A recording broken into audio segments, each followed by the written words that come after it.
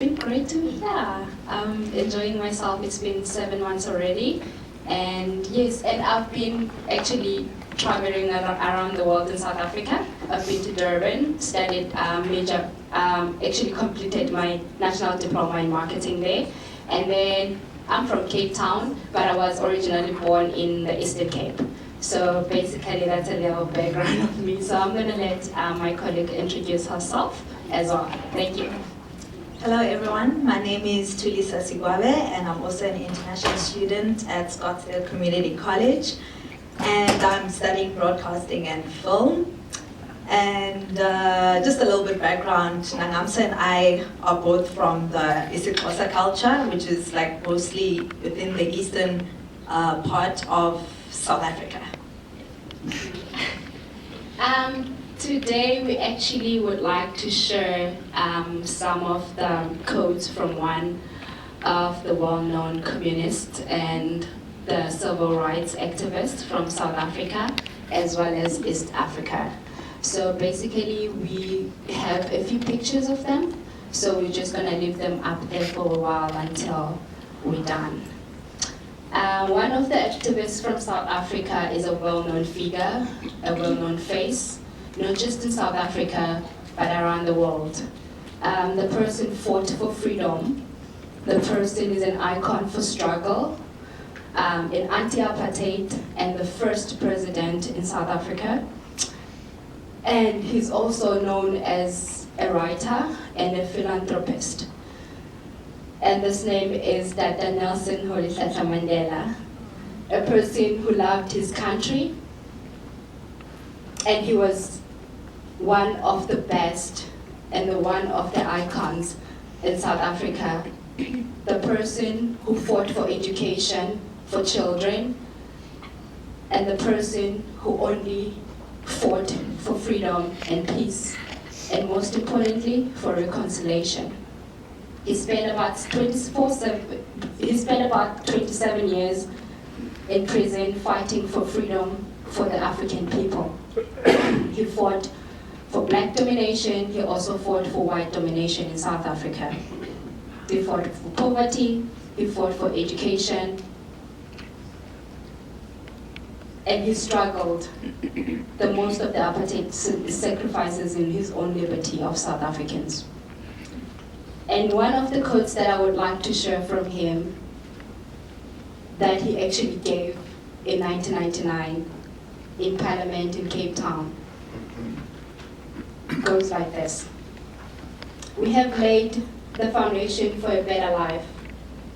Things that were unimaginable a few years ago became everyday reality. I belong to the generation of leaders for whom the achievement of democracy was the defining challenge. We understand that there is no easy road to freedom. We know that none of us are acting alone can achieve success.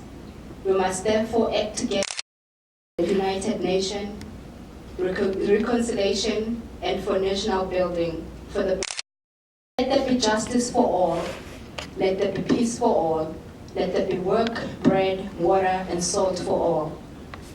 Never, never, and never again shall it be that this beautiful land will again experience the oppression of one by another and suffer the dignity of being the star of the world. Let freedom begin.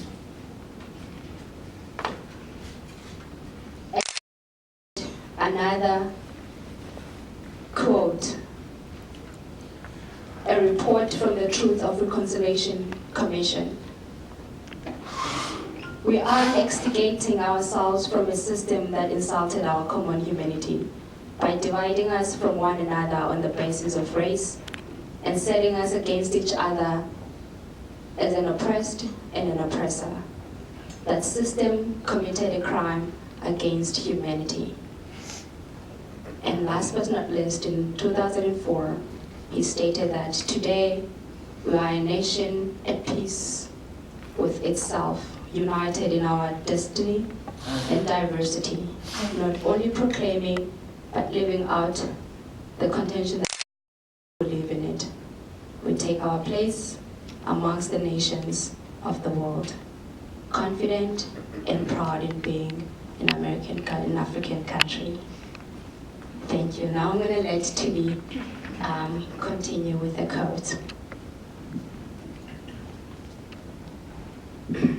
So I will say a few quotes from a well-known person, also people who are well-known in East and West Africa. The first person I would like to introduce is Desmond Mbilo Tutu, who is a South African retired Anglican bishop who rose to worldwide fame during the 1980s as an opponent of apartheid. He was the first black archbishop of Cape of Southern Africa. He has been active and has a high profile to campaign the oppressed. He has campaigned for HIV and AIDS, tuberculosis, racism, poverty, and sexism. One of the things that Desmond Tutu has said was, stability and peace in our land will not come from the barrel of a gun, because peace without justice is an impossibility. He also said, in our African language, we say a person is a person through other persons. I would not know how to be a human being at all, except I learned a mate for a delicate network of relationships, of interdependence. We are meant to complete each other. All kinds of things go horribly wrong when we break that fundamental law of our being. Not even the most powerful nation can be completely self-sufficient. And I would like to quote is Kwame Nkrumah, who was the leader of Ghana and its predecessor state, the Gold Quest, from 1951 to 1966. He became the first Prime Minister of the Gold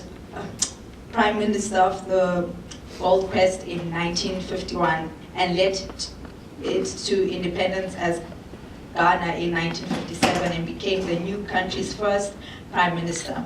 When he became president after Ghana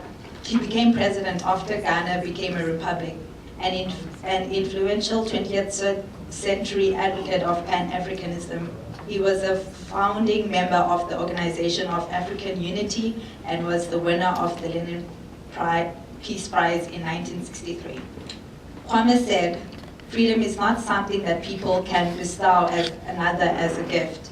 They claim it is their own and none can keep it away from them. He also said, a state in the grip of neocolonialism is not the matter of its own destiny. It is this factor which makes neocolonialism yes, thank you, such as a serious threat to the world peace. Another person that I would like to mention is Jomo Kenyatta, who was the first leader of Kenya from independence in 1963 to his death in 1978. Serving his first prime minister in 1963 to 1964 and then as president in 1964 to 1978. He is considered the founding father of the Kenyan nation. Kenyatta was a well-educated intellectual who authorized several books and is remembered by the Pan-Africanists. He is also the father of Kenya's fourth and current president, Uhuru Kenyatta, as he has mentioned. He said, you and I must work together to develop our country, to get education for our children, to have doctors, to build roads, to improve or provide all day-to-day essentials. He also said, where there has been racial hatred, it must be ended. Where there has been tribal animosity, it will be finished. Let us not dwell upon bitterness of the past. I would rather look to the future, to the good new Kenya, not to the bad old days. If we create this sense of national direction and identity, we shall have gone a long way to solving our economic problems. And before we close off, we'd like to share a poem by one of the South African poets called Nokubongwa Gwala, and the poem is called The Youth of June 16 versus the Youth of 2013. Basically, June 16th is the Soweto uprising that resulted into a sequence of protests by high school students, and who were used to Afrikaans and who were as a medium language in every high school.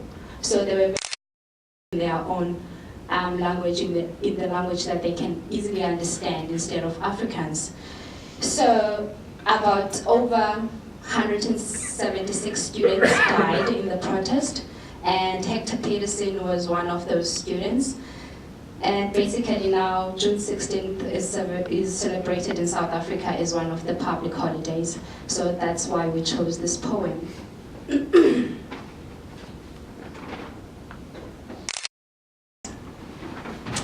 This was the youth with a dream and a mission, driven by a vision and a passion, an inspiration drawn from the harshest of all situations. Their burning desire for democracy and recognition drove them to take action and stand for what they believed in. Those were role models, and indeed the greatest of all leaders. True leaders who held their visions of the future at the center of themselves, and role models who believed that their actions would create the future. A future for them, a future for you and I. At least today and now, you and I can testify that on their belief. But this was the youth that knew poverty, tribal clashes, and countless limitations. This was the youth with no chances, the ones with no privileges. These were the people who had to push boundaries in order to create opportunities. The youth who decided to take the streets in order to speak and leave a legacy. It is due to this great courage and determination that today we know of the youth Hector Peterson and great Tsitsi Mashinini.